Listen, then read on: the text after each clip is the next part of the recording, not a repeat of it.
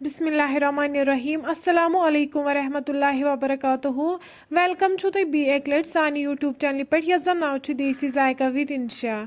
video start करने brought अगर तुम सानी चैनल पे नई छु सन यूट्यूब चैनल करो सब्सक्राइब वीडियो करो लाइक तो शेयर बे दीजो पन फीडबैक आज बनाओ इस कॉकुड़ यमिच रेसिपी बह तुह सत शेयर कर तो करो अजिच रेसिपी स्टार्ट रेसिपी बनाने खतर निमो यन दानस पे बाना अत मज त्रो वनिस आब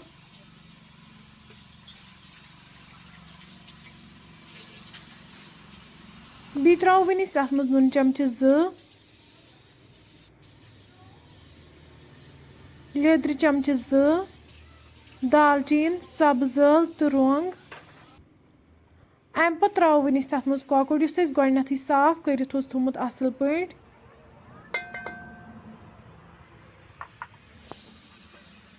अम पे थो अत पे ठंड यीतिस कलस कॉकड़स असल पे फकर लगे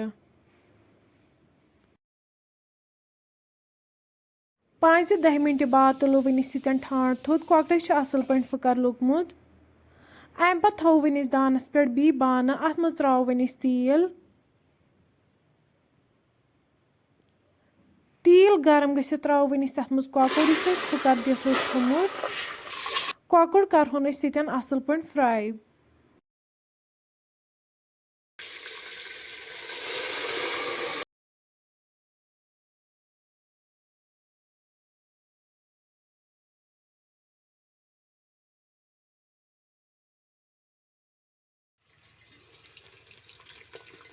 तुम हेको वुचित कॉकुड़ यन असल पे फ्राई गोमुत अम पे कड़ो वनिस अकिस बानस मज नेबर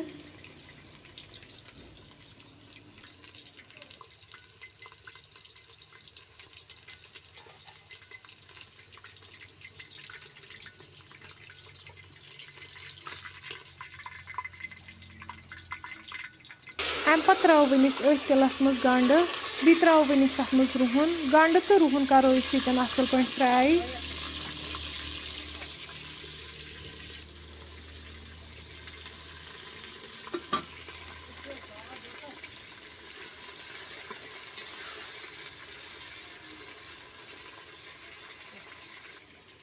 यन त्रो वनिस तथ मज जीर चमचे बी त्रो वनिस तेज पत्ता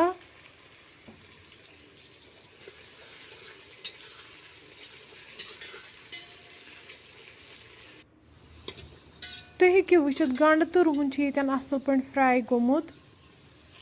अम पे त्रो वनिस अत मज चिकन स्टॉक 1 कप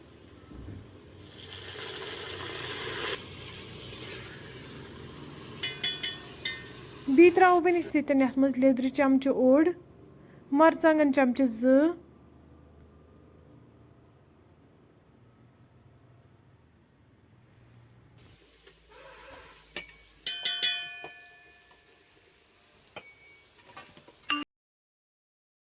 लास्टस त्रो वनिस तथ मज कॉकुड़ फ्राई करित थोमुत कॉकुड़ रलाओ वनिस गंडस सत असल पे